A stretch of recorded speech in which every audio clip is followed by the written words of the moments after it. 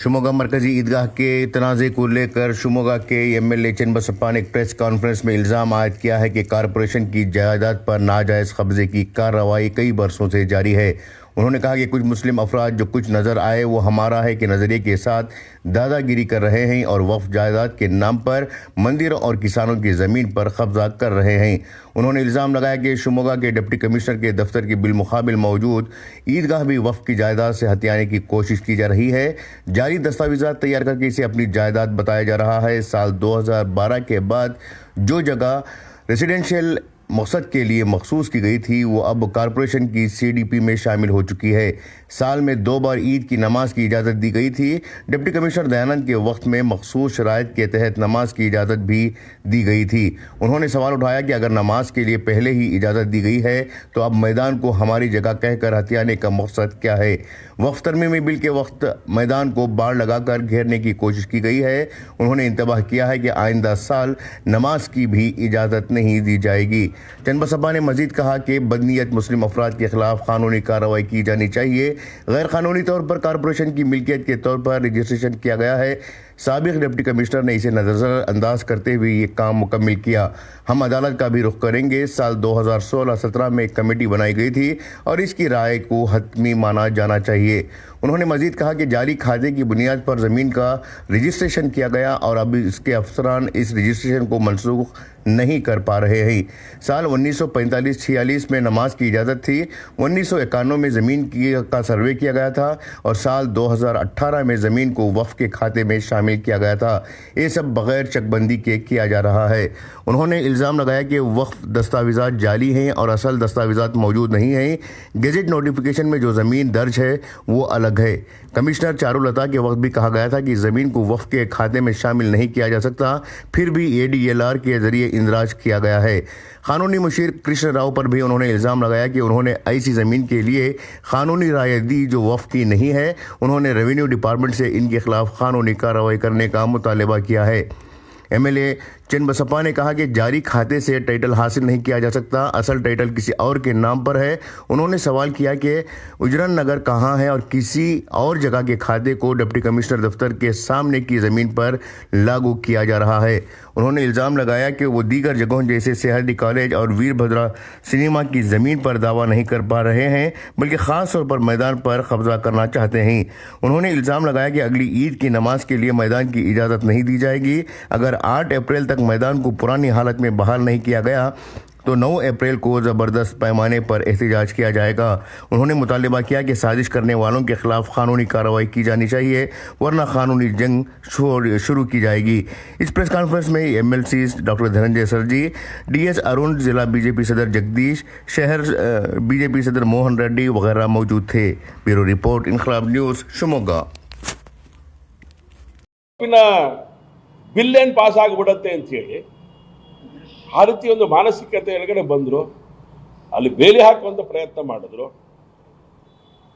ಬೇಲಿ ಹಾಕಿ ಇದು ನಮ್ಮದು, ನಮ್ಮ ಜಾಗ, ನಮ್ಮ ಸೊತ್ತು ಅನ್ನೋಂಥ ಮಾತನ್ನು ಹೇಳಲಿಕ್ಕೆ ಪ್ರಾರಂಭ ಮಾಡಿದ್ರು. ಅದರ ವಿರುದ್ಧ ಪ್ರತಿಭಟನೆಗಳು ನಡೆದಿದೆ. ಆ ಬೇಲಿನ ತೆರವುಗೊಳಿಸಿದೆ. ಇಷ್ಟು ವರ್ಷ ಇಲ್ಲದೆ ಇರುವಂಥ ಈ ಒಂದು ಮಾನಸಿಕತೆ ಈಗ ಏಕಾಏಕಿ ಬರಲಿಕ್ಕೆ ಹೇಗೆ ಪ್ರಾರಂಭ ಆಯಿತು? ಶಿವಮೊಗ್ಗದಲ್ಲಿ ಯಾರು ಈ ಹುನ್ನಾರವನ್ನು ಮಾಡ್ತಾ ಇದ್ದಾರೆ? ಇಷ್ಟು ವರ್ಷ ಯಾರು ನೀವು ಯಾಕೆ ನಮಾಜ್ ಮಾಡ್ತೀರಿ ಅಂತ ಹಿಂದೂಗಳು ಕೇಳಿರಲಿಲ್ಲ, ಯಾವ ನಾಗರಿಕರು ಕೇಳಿರಲಿಲ್ಲ. ಈಗ ನೀವು ಪ್ರಾರ್ಥನೆ ಮಾಡಿ ಹೊರಗೆ ಬರಬೇಕು ಅನ್ನೋಂಥ ಸಂದರ್ಭದಲ್ಲಿ ಅಲ್ಲಿ ಬೇರೆ ಹಾಕುವಂಥ ಒಂದು ಪರಿಸ್ಥಿತಿಗೆ, ಮಾನಸಿಕತೆಗೆ ಹೋಗಿದ್ದೀರಿ ಅಂತ ಹೇಳಿದ್ರೆ, ಹಾಗಾದರೆ ಏನು ಹುನ್ನಾರ ನಿಮ್ಮದು? ಏನು ಬಿತ್ತಲಿಕ್ಕೆ ಹೊರಟಿದ್ದೀರಿ? ಇದು ನಮ್ಮದು ಮೂಲಭೂತವಾದಂಥ ಪ್ರಶ್ನೆ. 1ನೇ ತಾರೀಕು ಹಬ್ಬ 31, 2ನೇ ತಾರೀಕು ಬಿಲ್ ಮಂಡನೆ ಮಾಡ್ತಾರೆ. ಅದಕ್ಕಿಂತ ಮುಂಚೆ ನಿಮ್ಮದು ಮಾಡ್ಕೊಳ್ಳೋಕೆ ಹೊರಡುವಂಥ ಒಂದು ಹುನ್ನಾರ ಇದೆಯಲ್ಲ, ಭೂಮಿ ಕಬಳಿಕೆ ಮಾಡುವಂಥ ಒಂದು ಹುನ್ನಾರ, ಇದು ಅಕ್ಷಮ್ಯ ಅಂತೇಳಿ ನಾನು ಈ ಸಂದರ್ಭದಲ್ಲಿ ಹೇಳಲಿಕ್ಕೆ ನಾನು ಇಷ್ಟಪಡ್ತೀನಿ. ನಗರ ಪಾಲಿಕೆ ಜಾಗ 2017 CDP-ನಲ್ಲಿದೆ.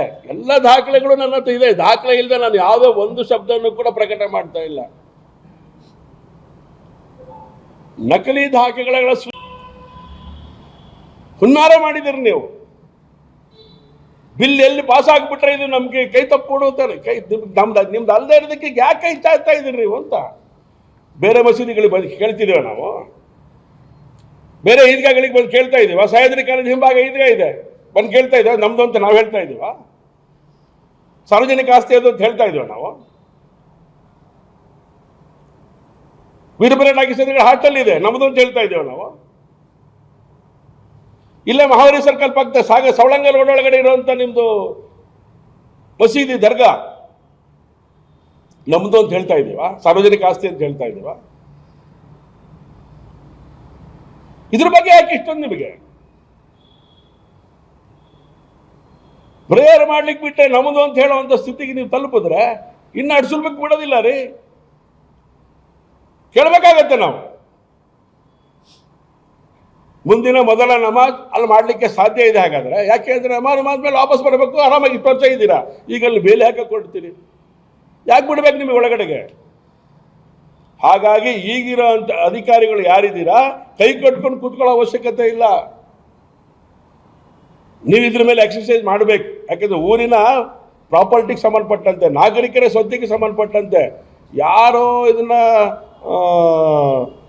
ವಾತಾವರಣ ಹಾಳು ಮಾಡಿಬಿಡ್ತಾರೆ, ಏನೇನೋ ಮಾಡಿಬಿಡ್ತಾರೆ ಅಂಥೇಳಿ ಭಯ ಬೀಳಿಸುವಂಥ ಅವಶ್ಯಕತೆ ಇಲ್ಲ, ಭಯ ಬೀಳೋ ಅವಶ್ಯಕತೆಯೂ ಇಲ್ಲ. ಇದನ್ನು ಗಂಭೀರವಾಗಿ ತಗೊಂಡಿದೆ ಭಾರತೀಯ ಜನತಾ ಪಾರ್ಟಿ. ಇದ್ರ ವಿರುದ್ಧ ಬೃಹತ್ ಹೋರಾಟವನ್ನು ಯೋಚನೆ ಮಾಡುವಂಥ ಕೆಲಸ ಅಗತ್ಯ ಇದೆ ಅಂತೇಳಿ ಅನಿಸಿದೆ. ನಾವು ಅದನ್ನು ಮಾಡೋರಿದ್ದೇವೆ. ಸಹಜವಾದಂಥ ಸ್ಥಿತಿ ಒಳಗಡೆ ನಮಾಜ್ ಮಾಡಿದ್ಮೇಲೆ ಯಾವ ಸ್ಥಿತಿ ಒಳಗಡೆ ಆ ವಾತಾವರಣ ಇರ್ತಾ ಇತ್ತೋ ತಕ್ಷಣದೊಳಗಡೆ ಆ ವಾತಾವರಣ ತರಬೇಕು. ಇನ್ನು 3 ದಿನದಲ್ಲಿ 8ನೇ ತಾರೀಕಿನ ಒಳಗಡೆ ಸಹಜವಾದಂಥ ಸ್ಥಿತಿ ಒಳಗಡೆ ಅಲ್ಲೆಲ್ಲರೂ ಓಡಾಡ್ಕೊಂಡಿರೋ ಹಾಗೆ ನಾಗರಿಕರು ಅಲ್ಲಿ ಇಷ್ಟು ವರ್ಷ ಹೇಗೆ ಅದನ್ನು ಉಪಯೋಗ ಮಾಡ್ಕೊಳ್ತಾ ಇದ್ದು ಹಾಗೆ ಅದು ನಾಗರಿಕರ ಸ್ವತ್ತಾಗಿ ನಾಗರಿಕರು ಅದನ್ನು ಉಪಯೋಗ ಮಾಡಿಕೊಳ್ಳೋ ಹಾಗೆ ಅವಕಾಶವನ್ನು, ಒಂದು ವಾತಾವರಣವನ್ನು ನಿರ್ಮಾಣ ಮಾಡಿಕೊಡಬೇಕು ರಕ್ಷಣಾಧಿಕಾರಿಗಳು ಮತ್ತು ಜಿಲ್ಲಾಧಿಕಾರಿಗಳು, ಸರ್ಕಾರ. ಯಾಕೆಂದರೆ ವೆರಿ ನೆಕ್ಸ್ಟ್ ಡೇ ನಮಾಜ್ ಮಾಡಿ ನೆಕ್ಸ್ಟ್ ಡೇನೆ ಅಲ್ಲಿ ಸಹಜವಾದಂಥ ಸ್ಥಿತಿ ಇರ್ತಾ ಇತ್ತು. ಪ್ರಕ್ಷುಬ್ಧ ಮಾಡಿದ್ದು ಯಾರು? ಯಾಕೆ ಮಾಡಿದ್ರು? ಬೆಳಗಿನ ಜಾವ 3:30 ಅಂತ ಹೇಳ್ತಾರೆ, ಇಲ್ಲ ಹಿಂದಿನ ದಿವಸ ರಾತ್ರಿನೇ ಹಾಕ್ಬಿಟ್ಟಿದ್ದಾರೆ ಅಂತಲೇ ಹೇಳ್ತಾರೆ. ಒಟ್ಟಾರೆ ಈ ಹುನ್ನಾರ ಮಾಡ್ತಿರೋರ ಬಗ್ಗೆ ಕ್ರಮ ತಗೊಳ್ಳದೆ ನೀವು ಯಾರನ್ನ ಮೆಚ್ಚಿಸ್ಲಿಕ್ಕೆ ಇನ್ನೂ ಅದನ್ನು ಸಾರ್ವಜನಿಕ ಸ್ವತ್ತೊಳಗಡೆ ಜನಕ್ಕೆ ಓಡಾಡ್ಲಿಕ್ಕೆ ಬಿಡ್ತಾ ಇಲ್ಲ. ನೀವು ಪ್ರಶ್ನೆ ಕೇಳಿದ್ರೆ ನಾವೆಲ್ಲ ನಿಮಗೆ ಕಮ್ಯುನಲ್ ಆಗಿಬಿಡ್ತೀವಿ. ಯಾರು ಪೊಲೀಸಿಗೆ ಬೇಕು ವ್ಯಕ್ತಿ ಅಂಥವನಿಗೆ ರಕ್ಷಣೆ ಕೊಡುವಂಥ ಸ್ಥಿತಿಯಲ್ಲಿ ಇದ್ದೀರಿ ನೀವು ಇವತ್ತು. ಈ ಹೋರಾಟದಲ್ಲಿ ಮಾಡಿದಿರಿ ನೀವು. ಈಗಾಗಲೇ ಲೇಟ್ ಮಾಡಿದಿರಿ. 3 ದಿನದಲ್ಲಿ ನೀವು ಅದನ್ನು ನಾಗರಿಕರಿಗೆ ಸರಿಯಾದಂಥ ರೀತಿಯೊಳಗೆ ಅವಕಾಶ ಮಾಡಿಕೊಡದೆ ಹೋದರೆ, ಮಾಡಿಕೊಡಿ ಅಂತ ಆಗ್ರಹ ಇದೆ. ಕೊಡದೆ ಹೋದರೆ 8ನೇ ತಾರೀಕು ಬೃಹತ್ ಪ್ರತಿಭಟನೆಯನ್ನು ನಾವು ಮಾಡೋರಿದ್ದೇವೆ.